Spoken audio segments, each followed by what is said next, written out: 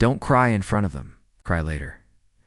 When You're Strong'er rain had just started when Anna stepped outside the studio gates. Her hair was soaked in seconds, her heels slipping slightly on the pavement.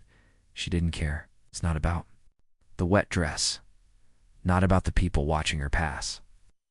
And definitely not about the folder of script pages she still held in one trembling hand. Her lips were tight, her breath shallow, her chest burning. It wasn't just a no. It was the way they had said it.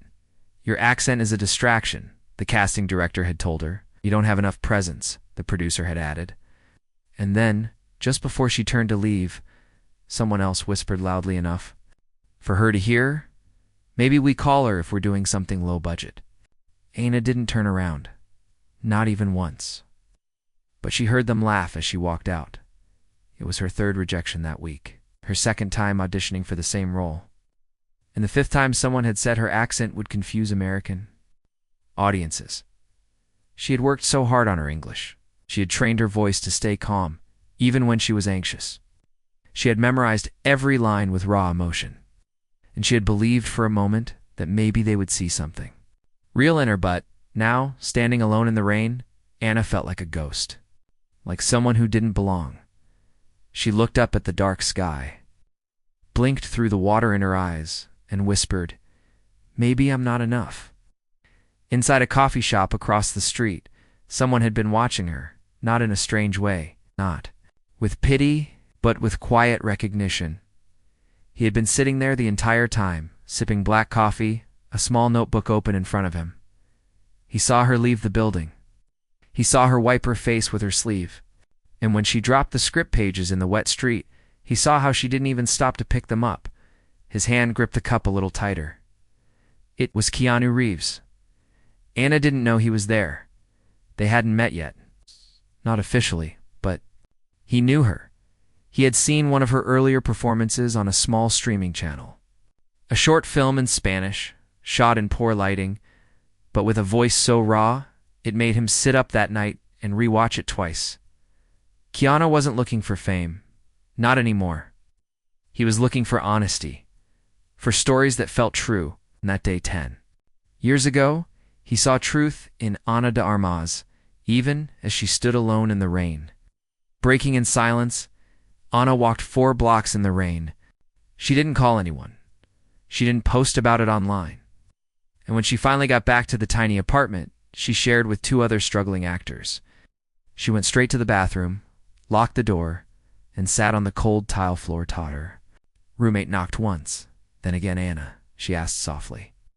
"Just give me a minute," Anna replied. She looked at herself in the mirror, wet hair, swollen eyes, red cheeks. She looked like someone who had been defeated. But somewhere inside, something fought against that. She whispered to herself, "They don't get to tell me who I am." And then, don't cry in front of them. Cry later when you're stronger. Months passed. Then a year. Anna kept auditioning. She took small roles, background work, voice coaching. Anything she could afford, she saw other actors get chosen. Some with less training, some with more confidence, some with the right look. But she stayed quiet and kept working, because something in her refused to quit. On bad days, she remembered the rain. On good days, she still remembered the rain. Meanwhile, Keanu watched from a distance. He never approached. Not yet. But he kept an eye on her career. Small roles here and there, short part in an indie film, guest appearance on a cable show, and with every performance, her fire became clearer. He told a director friend once, "She's got pain in her voice. Not the kind you fake, the kind you earn."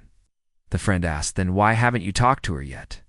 Keanu replied, "Because timing is everything." Then came the moment that changed everything. Anna got a call back for a new project. A quiet drama about grief and music. It was written by a young screenwriter who'd also been told no too many times. The role wasn't glamorous. She had to play a daughter who returns home after her father's sudden death. But Anna read the script like it was her own story. Her voice cracked on the 3rd page. She cried softly on the 6th. She didn't care if they liked her. She just acted. And when she left the room, the casting director said quietly, "That was the most honest performance we've seen this year." Weeks later, she got the role. It wasn't a huge film, but it went to Sundance. And at that premiere, Keanu Reeves finally spoke to her. He waited until after the screening. Lights came on.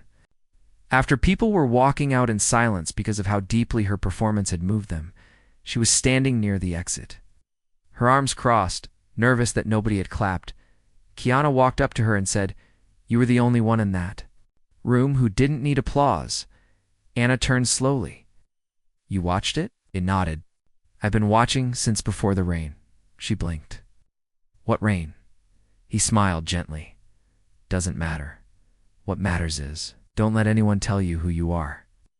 And then he left her with a name and a number. Nothing more. Over the next few years, they worked on the same sets, then the same projects. Keanu never treated her like she was up and coming. He treated her like an equal. They talked about scripts. They talked about purpose. And one night, when Anna was quiet on set, Keanu asked her, "What's something you've never told?" "Anyone?" She looked down and replied, "I still think about the audition where they laughed after I left." Keanu just nodded, then said, "Good. You remember now?" "Wait. Hate for what?" she asked. He just smiled. "You'll know." 10 years passed since that rainy day. Anna was now a name that people respected, not just for her roles, but for the way she carried herself. She spoke softly in interviews.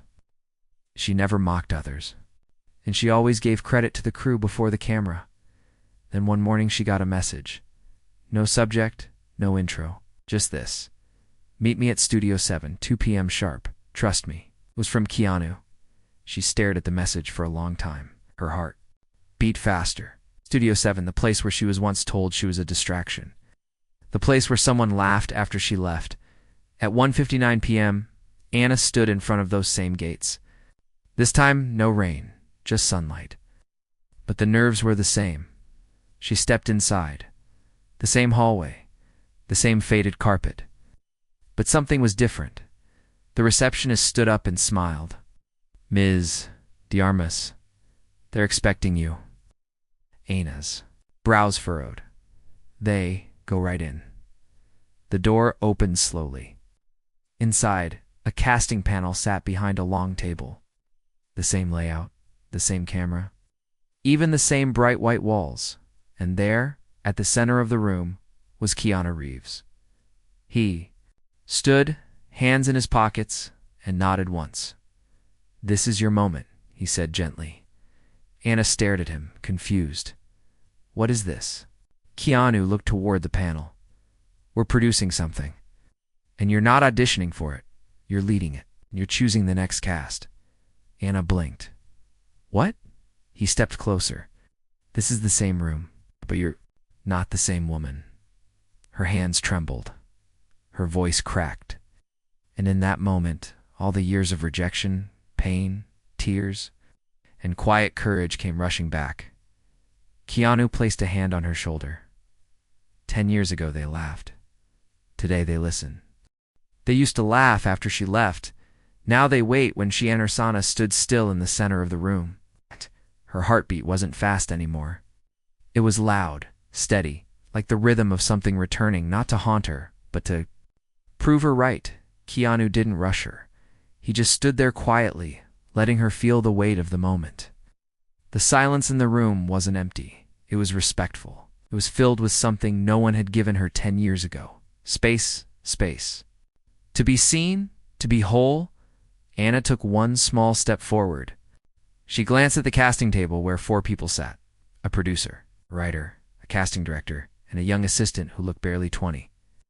The same type of faces she had once feared. But now they weren't judging her. They were waiting. On her? "I don't understand," Anna whispered, still trying to believe it. "I'm leading the project." Keanu gave a small nod. "You're not just the lead. You're the reason it's being made." Her lips parted slightly. "But why? This room?" Keanu looked around and said, "Because some ghosts aren't meant to be feared. They're meant to be faced." Anna lowered her head for a moment. She remembered every insult from this room. Every word that had stung like a whip. And now she was standing in that same spot, but this time no one dared to speak over her. Keanu turned to the table and said calmly, "You all know why we're here. She's not here to audition. She's here to build." The casting director spoke up first. "Anna, we've followed your work for years. We're honored to have you." The young assistant, nervously tapping a pen, added, "Your Sundance film. It changed how I saw acting. I cried through the second half." Anna gave a gentle nod, still overwhelmed. "Thank you." The producer leaned in. "We're building something honest here. Keanu insisted you lead both on-screen and off.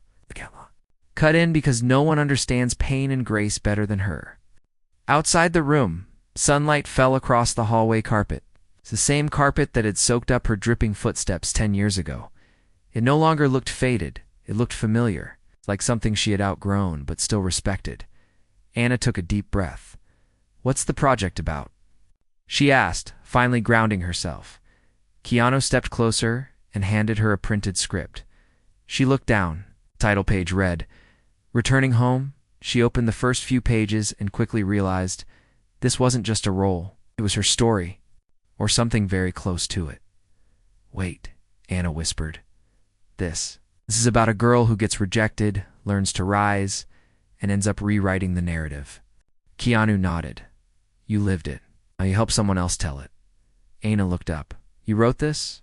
"I co-wrote it," he said, "with someone who saw you that day in the rain. Someone who's been waiting for this moment just as long." Door behind them opened slowly. A woman in her 50s stepped in, short silver hair, warm eyes. She looked at Anna with a smile that held no judgment, only admiration. "Hi, Anna," she said softly. "I was the assistant who printed your audition form that day. Remember how they laughed? I never forgot it. And I promised myself that if I ever got the chance, I'd help tell your story properly." Keanu's throat tightened. The woman continued, "I sent Keanu a short script 5 years ago. He asked me one question. Who inspired this? When I said your name, he said, 'We're doing it.' She leads." Anna blinked, her eyes welling up. That day became the beginning of something powerful. It's not just a film, but a healing. It's not just a story, but a statement. Anna joined the production not as an actor, but as a co-creator. She helped shape scenes, or write moments that felt too shallow. And when they started auditions for other characters, she was the one leading the room. One morning, 2 weeks into casting, Anna sat quietly in the same chair where she once cried. This time, her hand rested on a notepad. Across from her, a young woman was nervously preparing for her audition. The girl dropped her pages twice. She stumbled on her introduction. Her voice cracked before she even reached the first line. Anna stood up gently and walked over. "Hey," she said softly. "You're okay. We've all been there." The girl looked up, tears forming in her eyes. "I'm sorry," she whispered. I'm not good enough for this." Anna knelt beside her and said the same words she once said to herself. "Don't cry in front of them. Cry later when you're stronger. But right now, just be real. We don't want perfect. We want truth." The audition went on. The girl didn't land the part, but she left with her head high, and Anna made sure of that. As the production moved forward, Anna realized something else. This film wasn't just for the audience. It was for the forgotten, the rejected, the ones told they didn't belong. Every scene, every frame, carried pieces of her old pain, but now wrapped in light. One night, she and Keanu sat on the rooftop of the studio building. The stars were quiet above them. The set lights were off. Only the city hummed below. Anna turned to him and asked, "Why did you believe in me before I did?" Keanu replied without looking at her, "Because I've been there too, and I know what it's like to carry silence like a wound." Anna let those words sit between them. Then she whispered, "I still hear their laughter sometimes, even now." Keanu finally turned toward her. "So do I," he said. Ow! "But the difference is, now they're not laughing, they're remembering." The film wrapped 6 months later. The premiere was small. No flashing lights, no forced red carpet poses, just a theater filled with people who had once been told they were too much, or not enough. The film began. Anna watched not from the stage, but from the very back row as the screen lit up. She heard something she never expected. Not applause. Not applause. Not cheers, but silence. The kind of silence that only follows something real.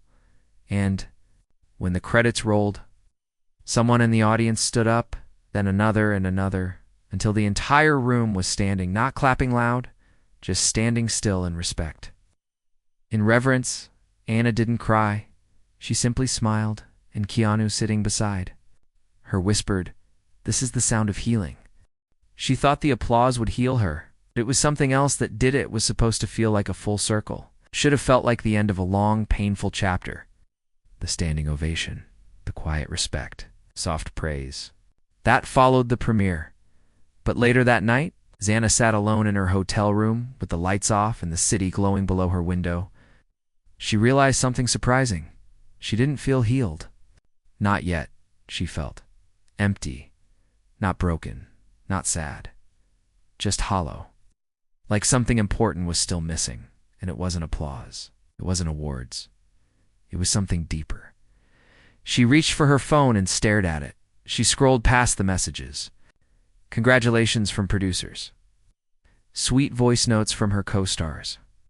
A kind text from the young girl who had once cried before her audition. But Anna didn't reply to any of them. She opened her notes app instead and typed 3 words. Why not enough? Then she stared at the screen, not moving, blinking, because deep down, that was the question she had carried for 10 years. Not what if I fail, not what if they don't like me, but something more haunting. What if they were right? There was a soft knock at her door once. Then again she stood slowly, half hoping it was room service, so she wouldn't have to talk. But when she opened the door, Keanu was standing there with 2 mugs of tea and a tired smile. I figured you wouldn't be sleeping yet, he said gently. Anna stepped aside silently and let him in. They sat by the window. Neither of them spoke for a while. Steam from the mugs curled into the night air. Keanu finally said, "The crowd loved it." Anna nodded. "I know." He looked at her. "But you're not smiling." She took a deep breath. "I don't know why." Keanu placed his mug down and folded his hands. "Can I tell you something I've never told anyone?" he asked softly. Anna looked at him. He continued, "After Matrix 1, everyone clapped. Everyone said I changed the genre. People shook my hand, told me I was a legend. But the night after the premiere, I sat in my kitchen, in the dark, and felt nothing. Blinked. Why? Because the applause didn't answer the question that had been echoing in my head since I was 20. What question?" Keanu looked at her carefully. "Am I enough when no one is watching?"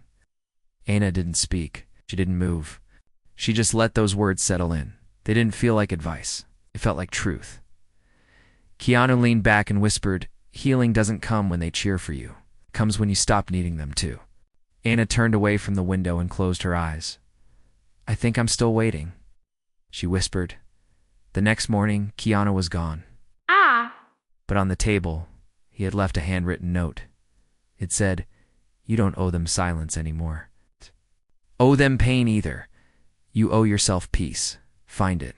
Below it an address. Just an address. No explanation. Anna stared at it for a long time.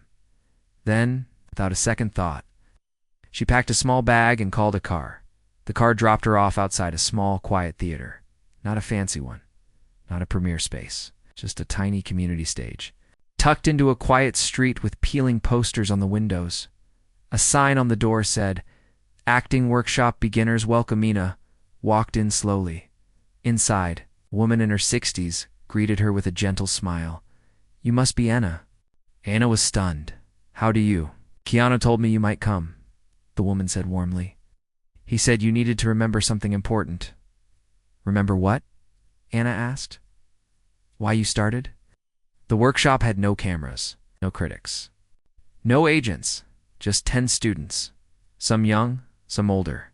A plumber, a barista, a school teacher. None of them famous. None of them trying to be, and all of them ready to feel something real. The instructor asked Anna if she wanted to join in. "No pressure. You can just observe." But Anna surprised herself by stepping forward and saying, "No, I'll participate." They sat in a circle. The exercise was simple. "Tell a story that made you feel small," the instructor said. "Don't use words, just act it." Anna closed her eyes. Her breath shook, and then in silence she began to move. She crouched, hugged her own shoulders, looked around the room as if searching for a way out, then reached out with trembling fingers toward something invisible. When she finally opened her eyes, they were full of tears, so were everyone else's. The instructor whispered, "You don't act pain like that. Unless you've known it." Anna sat back down.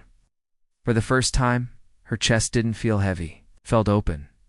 Not because she was famous, not because she had made it, but because in a room of strangers, she had shown her truth, and they had held it with care. After the workshop, Anna sat outside on the curb. The sun low in the sky. The instructor walked out and sat beside her. "Keanu told me something once," she said. "What?"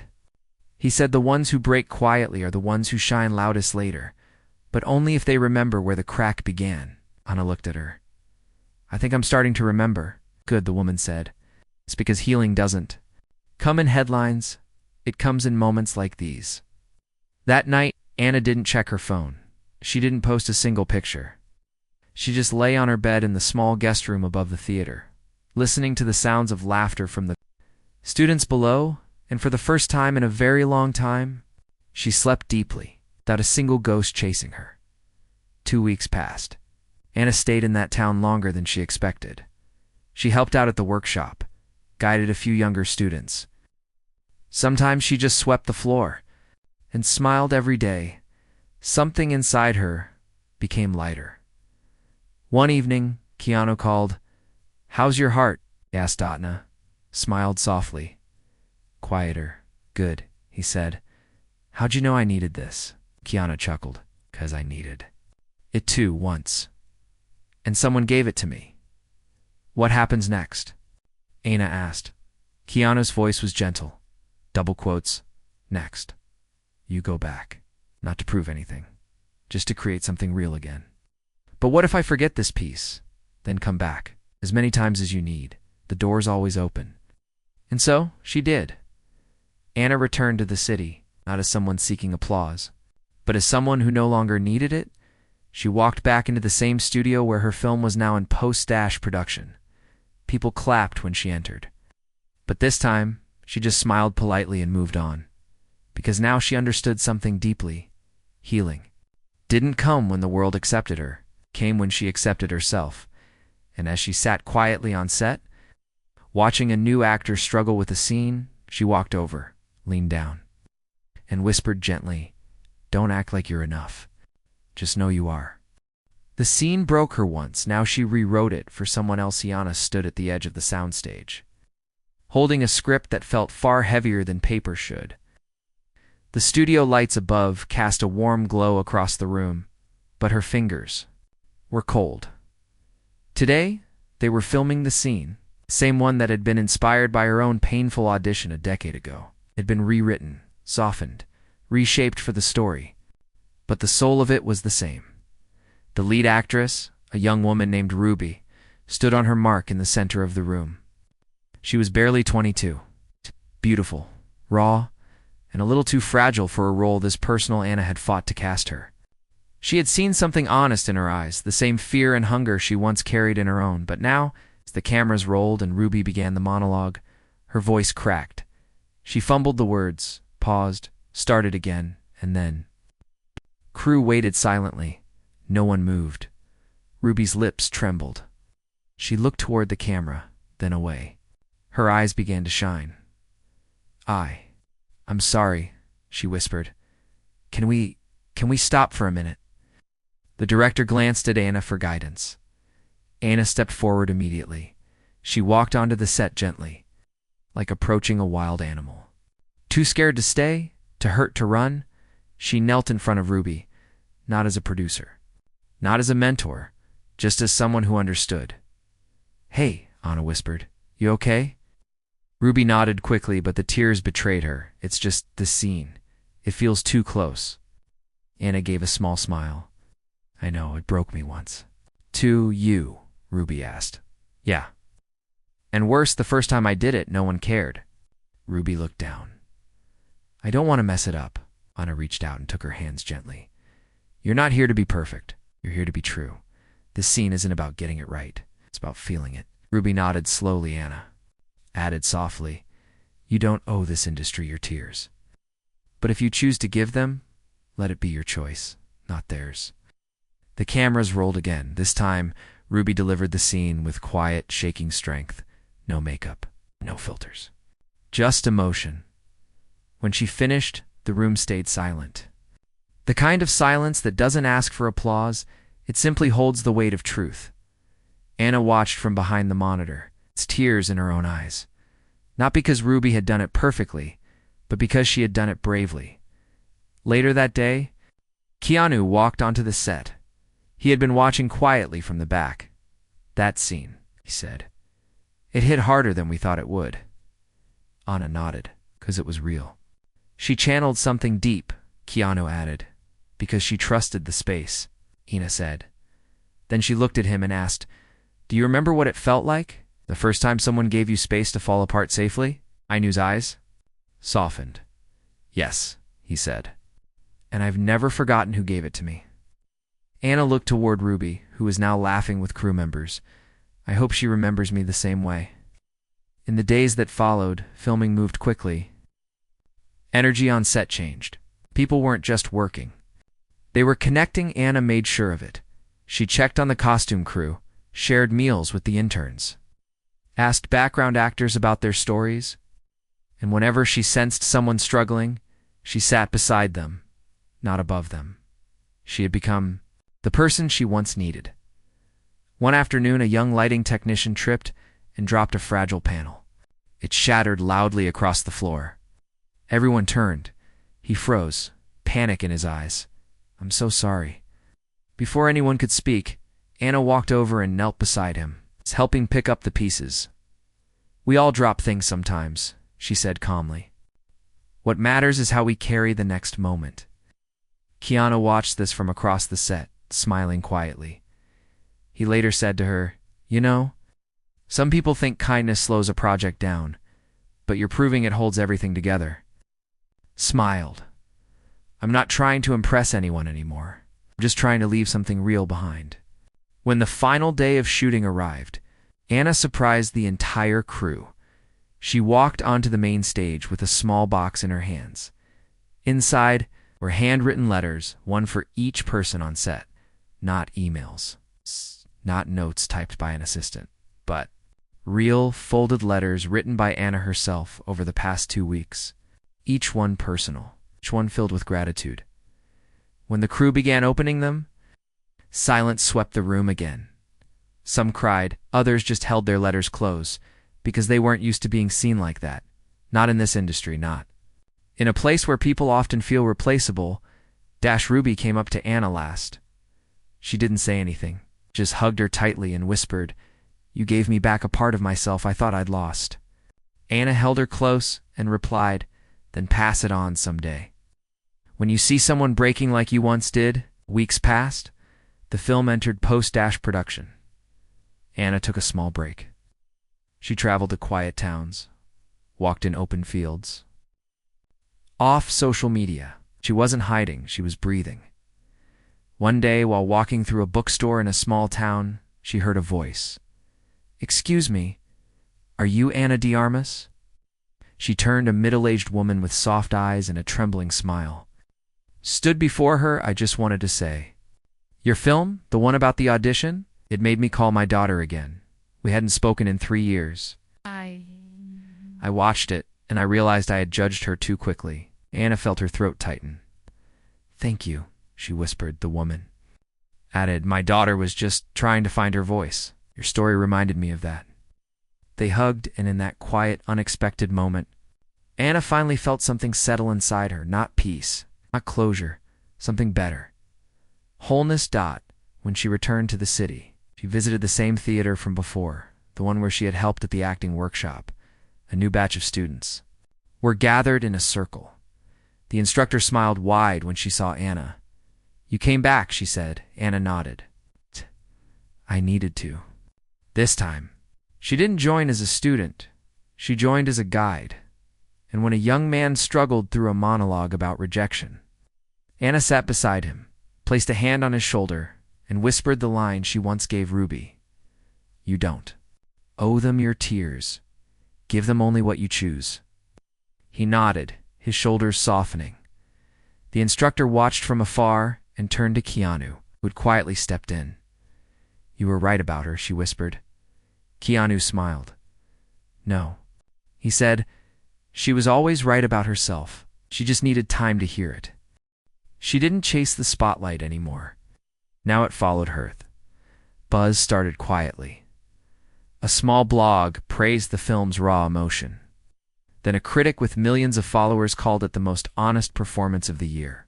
Soon, film festivals were sending invites, magazines were requesting interviews, and online platforms were clipping moments from the trailer and captioning them with words like grit, truth, and resilience. But Anna wasn't watching any of it. She was back at the quiet theater again, sweeping the floor after class. Her phone had over 200 unread messages. Her agent had left for voicemails just that morning. People were talking about nominations already, but none of that could compare to what happened the night before. A teenage girl had walked up to her after the workshop, eyes red from crying. I was going to quit acting, she whispered. Everyone kept saying my voice was too weird. It's too soft, like I didn't belong. Anna had looked at her gently and said, Do you want to stop? Truly, the girl shook her head. Then don't, Anna said. Your voice isn't the problem. It's the answer. Just don't know how to listen yet. Yes. The girl hugged her without a word, and that, not the articles, not the headlines, was the moment that mattered most. Keanu joined Anna the next morning as she sat outside on the theater steps, sipping coffee from a paper cup. He slid her phone across the ground toward her. Have you seen what's happening? Anna shrugged. A little, Keanu laughed. They're calling it one of the most emotional performances of the decade. Kana gave a soft smile. I'm happy people are connecting to it. But that wasn't the goal. Keanu raised an eyebrow. What was? To create something real, she said. To help someone feel less alone. He nodded slowly. You did that? Anna looked down. Then why do I still feel scared sometimes? Keanu didn't hesitate. Because you're human. Fear doesn't mean you're weak. It means you care. Just don't let it silence you. The film had its official red carpet premiere the next week. Anna didn't want to go. She didn't want to wear diamonds. Didn't want to stand under flashing lights pretending to be okay when she was still learning how to breathe freely. But Keanu said one thing that changed her mind. Don't go for them. Go for the girl you used to be, the one who walked out of that same studio 10 years ago, soaked in rain, holding broken dreams. Anna thought about that all night, and in the morning, she agreed. The premiere was loud. Paparazzi everywhere. Reporters yelling names. Bright flashes that didn't stop. Anna wore a simple black dress. No designer labels. No glitter. But she walked with quiet power. Keanu stood beside her, not as a spotlight, but as a shadow she had once needed and now honored. The press asked questions. Some shallow. Some kind. One reporter asked, how does it feel to finally be seen? Anna paused before answering. I think I was always seen, she said softly, just not understood. And that's okay. Understanding takes time. Another asked, what's your message to young actors out there who face rejection? Anna looked directly into the camera. You're not here to be perfect. You're here to be true. If they don't see your worth, it doesn't mean you don't have any. It just means they're not ready yet. So keep going. For yourself. After the film played, the audience stood again, not because everyone else stood, but because the story demanded stillness, reverence, respect. And as Anna took the stage at the end, she said something that no one forgot. This film isn't about winning. It's about healing. It's about the girl who almost walked away from this path, and the people who stood beside her quietly, without needing credit. This is for every voice that was told it was too much, or too strange, or too soft. Your voice matters. Don't let anyone dim it. The next morning, her phone buzzed with offers. Major studios, international projects, luxury brands. But Anna turned down most of them. She chose only one new project, a quiet drama written by an unknown writer who had sent her a handwritten letter. It was about a girl working at a diner, taking care of her sick mother, trying to survive in a noisy world. Anna said yes because it was raw. It wasn't glamorous, but it felt real, and that's all she wanted now. One afternoon, while walking back to her car, Kana passed by the old studio building again, the same place where her journey had almost ended. This time, she saw a girl sitting on the curb. Head down, clutching papers, Anna slowed down, then walked toward her. "Bad audition?" she asked gently. The girl looked up, eyes wide. "Oh my God, you're Anna." Stopped her with a soft smile. "I'm just someone who knows how much this hurts." The girl nodded, tears welling up. "They told me I wasn't what they're looking for." Anna sat beside her on the curb. "I heard that too, more times than I can count." "You're famous now." Anna looked down the street. "I'm not sure what I am, but I know this. You're not here to fit into their box. You're here to make your own shape. And if they don't see you yet, wait. And while you wait, build." Girl smiled weakly. "Thank you. What's your name?" Anna asked. "Lena." Anna pulled out a pen and scribbled something on the corner of Lena's script page. It said, "Your voice matters. Never let them take it." Anathon, she stood up and offered her hand. "Come on, let's get you something warm to drink. The world's tough enough. You don't need to face it cold." Keanu met them later at the small cafe. He sat with them quietly, sipping his tea, listening to Lena talk about the roles she dreamed of, and when she asked him, "What's the biggest thing acting taught you?" Keanu looked at Anna first, then he said, "That truth isn't always loud. Sometimes it sits in silence, waiting for someone brave enough to speak it." Anna smiled softly, because for the first time in her life she wasn't chasing anything anymore. The spotlight followed her now, but she didn't need it. She had become the light for others. They once closed the door on her, now she holds it open for others. The letter arrived quietly, no label, no company seal. It's just plain paper, and her name written in clean, careful handwriting. Anna sat at her small kitchen table in the morning. Light, coffee steaming beside her. When she opened it, inside was an invitation, a celebration of the top 10 most influential voices in film. She had been selected as the keynote speaker. She reread the letter twice, not because she didn't believe it, but because a part of her still remembered being told, "You're not what we're looking for." Now they were asking her to speak to an entire generation. A week later, she stood backstage at a beautiful venue. A large crowd waited beyond the curtain. Filmmakers, students, journalists, strangers. Keanu walked up behind her, adjusting the sleeve of his jacket. "Ready?" he asked. Anna smiled. "No," he grinned. "That's how you know you care." She took a breath. "Do you ever stop hearing those voices, the ones from the past?" Keanu looked toward the curtain. "You don't need them to stop. You just need to speak louder." Anna stepped onto the stage. The lights were warm, the audience silent. She stood behind the microphone, holding no paper, no prepared notes, just her story. She began slowly. 10 years ago, I stood outside a building not far from here, holding a script and wiping tears off my face in the rain. Someone had told me that my accent was distracting, that I wasn't enough. They laughed after I left the room.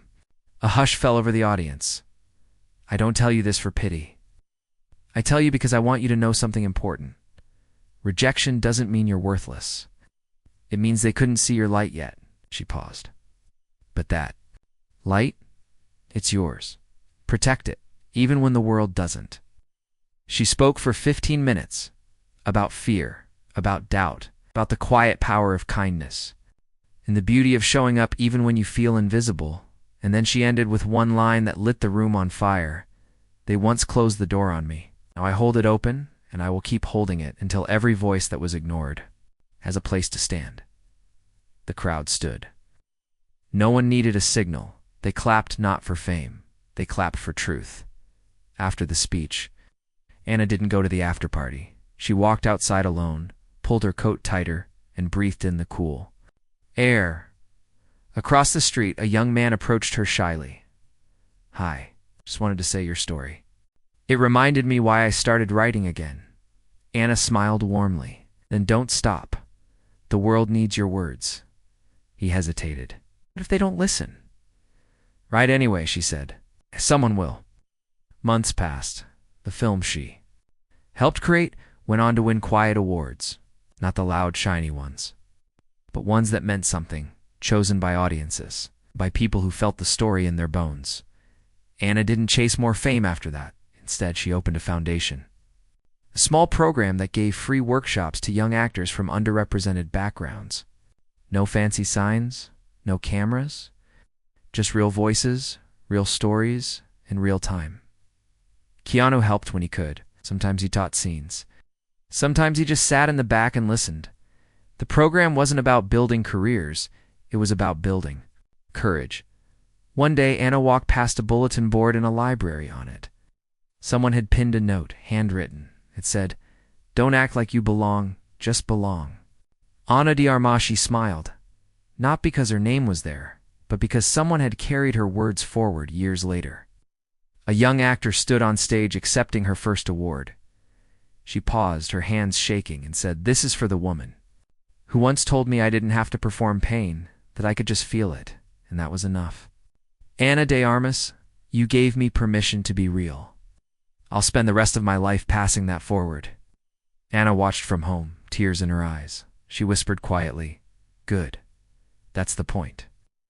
On her birthday, Keanu surprised her with a visit. They sat in her garden, feet up, sipping tea. "You ever think about that day?" he asked. "Which one?" Anna said. "The one with the rain? The audition? The walk away?" She nodded. Double quotes every time someone says I changed their life. "I remember that girl who almost gave up. I sit with her for a moment." "What do you say to her?" he asked Dodd. Anna smiled, eyes glistening.